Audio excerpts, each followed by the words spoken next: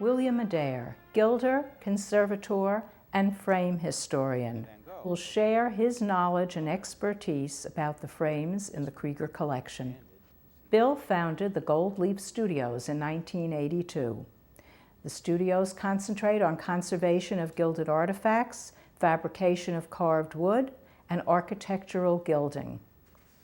Internationally known, some of Bill's clients include Anderson House, the Baltimore Museum of Art, the Cincinnati Art Museum, the Corcoran, Phillips, National Gallery of Art, and embassies including Denmark, France, Germany, and Japan. But that just gives you a taste of the work that he's done. And now it is my pleasure to present to you William Adair, who will speak to you about the variety of frames in the Kreeger Museum.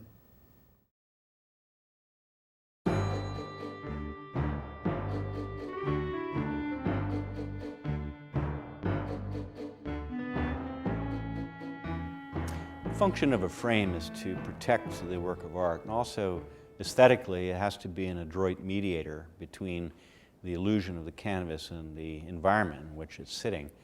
Example here, this linen liner matches the background that the painting is hanging on. The black in the frame picks up a lot of the black in the canvas as well, and you have this wonderful stenciled pattern on the center points in the corners, which help to direct your eye to the canvas, the main event. So a good frame is one that's really not noticed. And here, with this antique Italian frame, is called a cassetta. We know that Picasso used antique frames very often in putting his work forward. And so in a frame like this, you have a wonderful combination of historical elements and aesthetic success. This technique here is called the sgraffito, where the paint is actually scratched through. The gold is put down first, the paint is put on. In some cases it's reversed, sometimes it's painted black, and sometimes the gold is painted on. So you have this wonderful crisp combination of formal design elements with the loosely painted painting. It makes for a great combination. Also, I noticed on the side of this frame there is a hanging device that is missing, and it indicates to me that this frame was once a vertical, and Picasso readapted it for use, or someone readapted it for use with this painting.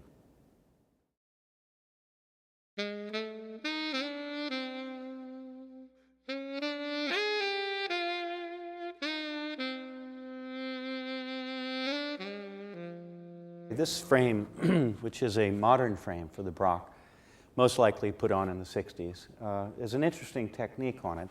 It's water gilded. That means that water is used to apply the gold leaf. And when it's burnished with an agate stone, you can see where the overlapping of the leaf lines appear. And that's a sign of a frame that has really been treated in the highest degree of quality possible. It's interesting because what you've got in the painting is a picture frame as well, and a lot of passages that are divided by squares. And so aesthetically, the frame with these overlapping gold leaf lines, either consciously or unconsciously, helps sort of unify the painting and the frame together. The linen liner again matches the linen on the wall. And you have a husk pattern over here that is an Italian design with center points. And you see the carving starts at the center and moves its way out. So you have that subtle device to center the eye and focus on the main event being the painting.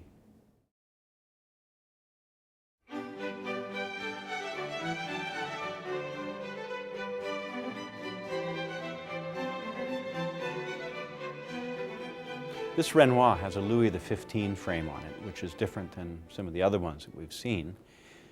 It's a very high quality frame. It is carved in wood and gessoed and water gilded.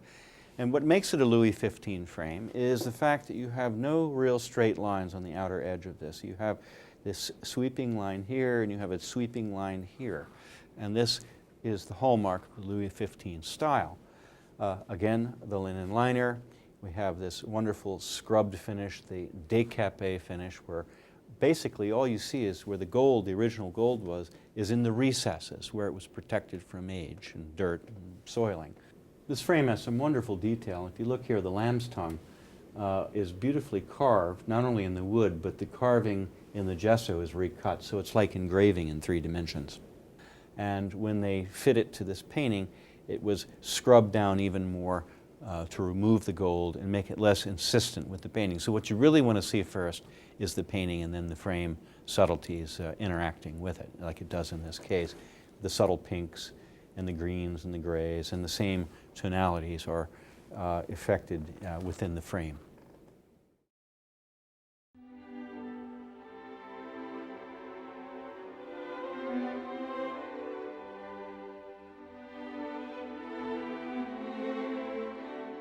This is a Felix Ziem painting, and what's interesting about this frame is that it's the Louis XIV style, but in fact it's a frame that's not Louis XIV in its construction, which would have been carved wood.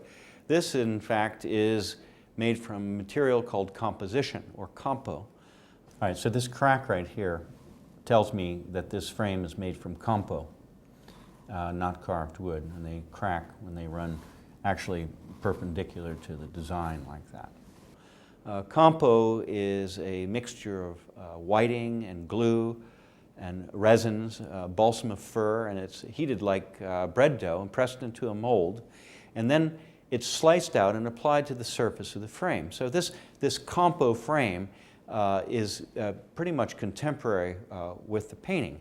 If you'll notice some of the details here, this cross-hatching in the background is done with casting, and if it were an original Louis XIV frame, it would be cut in by hand, the little cross-hatching.